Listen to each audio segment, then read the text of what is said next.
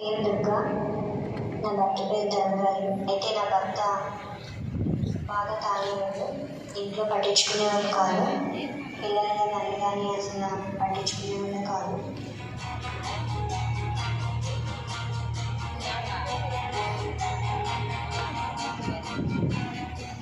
ఇలా జరుగుతుండగా మా ఇంట్లో భయంకరమైన గొడవ జరిగింది.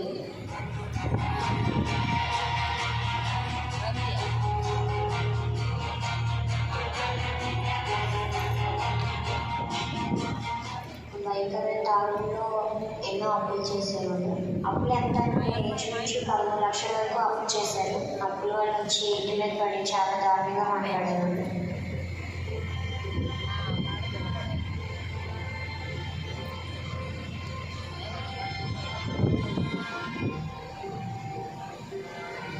దాన్ని భరించుకోలేని నా భర్తను చెప్పేదాన్ని, అయినా వినేవాడు కాదు.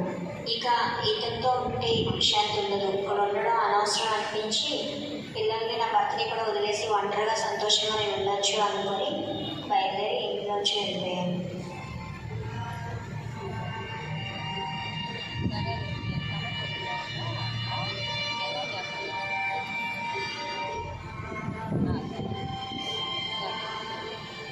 పోయి హాస్టల్లో జాయిన్ అయ్యి అక్కడ ఉన్నాను. నేను హాస్టల్లో ఒంటరిగా ఉండేటప్పుడు పిల్లలు నాకు ఫోన్ చేయడం జరిగేది. ఇంక ఒకసారి నాన్న క్షమించి మా దగ్గరికి వచ్చి అమ్మని పిల్లలు అంటగానే ప్రాధాన్యపడేవారు, కానీ వినేదాన్ని కాదు. అదే సమయంలో ఒక సోదరు ద్వారా నేను కలర్ టెంపుల్కి రావడం జరిగింది. ఆ రోజు దైవజన్ సతీష్ కుమార్ అన్నయ్య గారు చెప్పిన వాక్యాన్ని బట్టి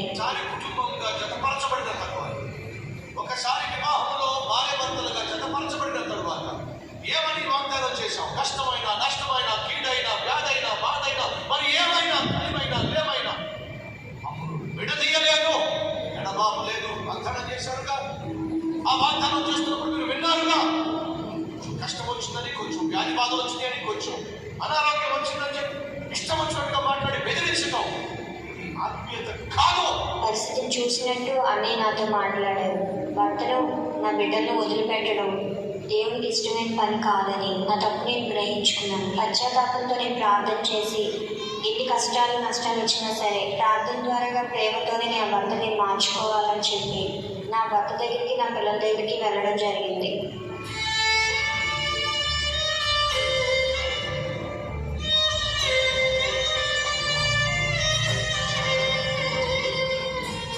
ఇంకా తెలుగు రాదు అనుకున్న నా భార్య ఎప్పుడైతే నా దగ్గరకు వచ్చిందో ఇది నిజంగా దేవుడు చేసే అద్భుత కార్యమైన గ్రహించి ఆ తర్వాత నేను కూడా నా భార్యతో పాటు కలుగు టెంపుల్కి వచ్చాను.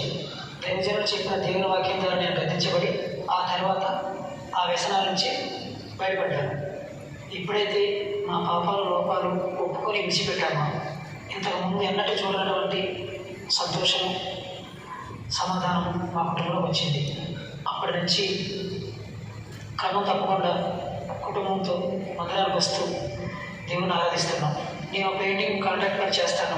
నేను చేస్తున్న ఈ పనిని దేవుడు అద్భుతంగా అభివృద్ధి చేసుకుంటూ వచ్చాడు. మెల్లమెల్లగా నాకున్న అప్పులన్నీ కూడా తీర్చేశాడు. ఒకప్పుడు ఇల్లే లేని మాకు దేవుడు అద్భుతంగా 60 లక్షల రూపాయలు పెట్టి ఇల్లు కొనుక్కునే గొప్పని గ్రహించాడు. అంతేకాకుండా కాలినడకతో వచ్చే మాకు టెంపుల్కి ఈరోజు కారు కొనుక్కుని ఆ కారు దేవుని ఆరాధించడానికి వచ్చే గొప్పని గ్రహించాడు.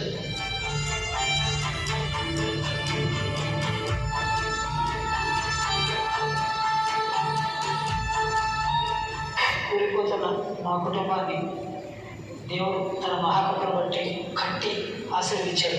మాలాగా ఎన్నో కుటుంబాలు కట్టబడాలి అని చెప్పి లక్షల మందికి సువార్త కట్టబడాలని ఇప్పటి వరకు 8 సార్లు కలవసాలను బలపరిచాము. ఆ రోజు నేను కలర్ టెంపుల్కి రాకపోయినట్లయితే, ఇంత శక్తివంతమైన వాక్యం నేను వినకపోతే ఈరోజు నా కుటుంబం ఎంత ఆనందంగా, ఎంత అద్భుతంగా ఉండేది కాదు.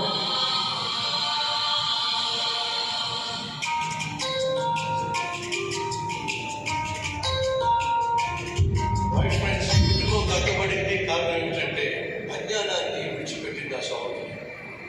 అజ్ఞానంతో జీవిస్తున్నటువంటి ఆ సహోదరులను అజ్ఞానాన్ని విడిచిపెట్టారు. ఏమిటి అజ్ఞానం? దురలవాట్లు కలిగి ఉండటం, బుద్ధిహీనత. చిల్లుబడినటువంటి చేపలను మీరు వదిలేస్తారు. తెలివిని వంటి పురుగు ఉండడం. కారణం ఏంటంటే చిల్లు చేపలో డబ్బులు వేస్తే అవి చనిపోతాయి. ఆగే వాళ్ళు కష్టపడి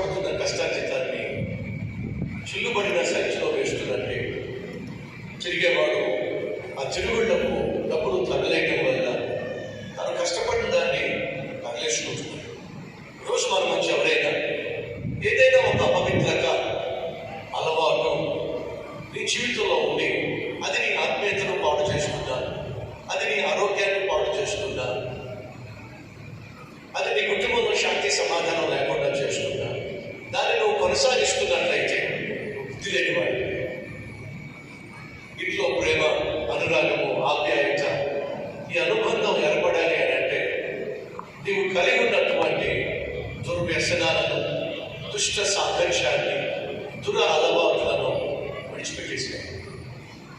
అది తాగడం వల్ల సాధించింది ఏమిటి?